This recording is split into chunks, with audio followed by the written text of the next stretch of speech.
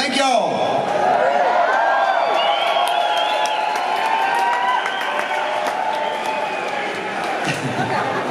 So I recorded an instrumental album in 2005. Came out in 2006 called Fingerprints. Sorry. We needed more promotion in this area, I think. Anyway, I went halfway around the world searching out friends of mine that were heroes that you know, and also heroes of mine that I made friends with along the way. So I got to go to, the first port of call was Seattle, and I went to meet up with Mike McCready and Matt Cameron of Pearl Jam. And we did a couple of tracks. In fact, the song we're going to do now is one of them. And so Warren Haynes in New York, amazing guitar player, hardest working man in rock and roll and jam band, and a wonderful guy, good friend. And there's one band that if it weren't for them, I wouldn't be doing what I'm doing, because there was I'd be a photographer or something, I think. But yes, there was this band in England called The Shadows, and they were Cliff Richard's backup band.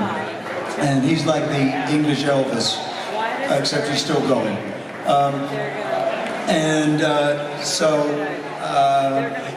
So we decided to get together, and we met up in England at Mark Knopfler's studio in London, I joined the Shadows for a 24-hour period, which that's the first person, because when you meet your idol, and I was 8 years old when I first saw Hank play, so you know that was the person that made me want to start playing. So it was an amazing moment for me. Anyway, so who else? Oh yes, the person who discovered me, you know, I think he was the original bass player of the Rolling Stones, Wyman.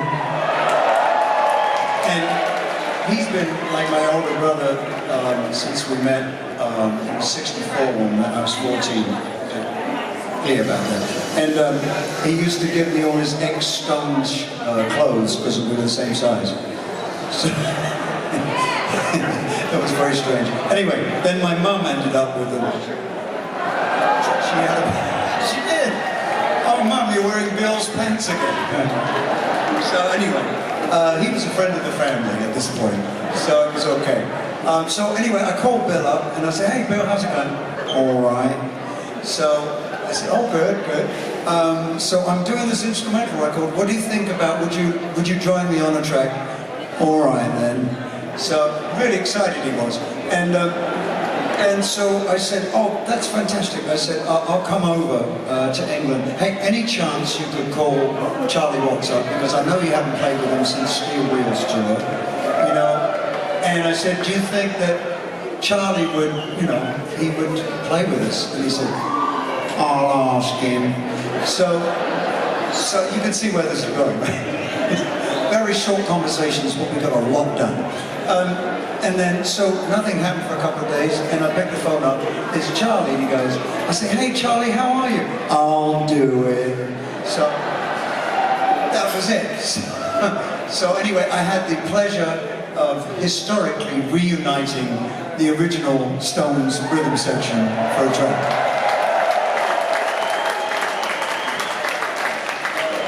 Anyway, this track is by Soundgarden, and written by Chris Cornell, of course,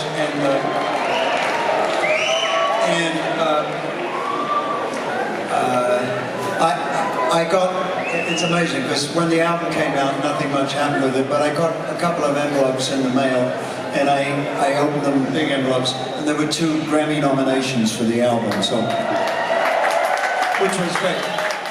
I had not received a Grammy in my career up until that point, and so I went to the Grammys, I sat down, and no sooner than I sat down, they read my name out for the Best Instrumental Album of the Year.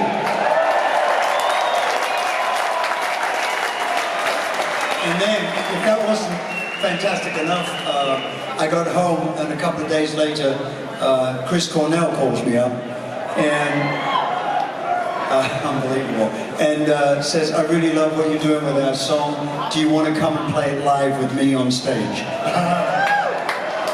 Didn't have to think about that very long.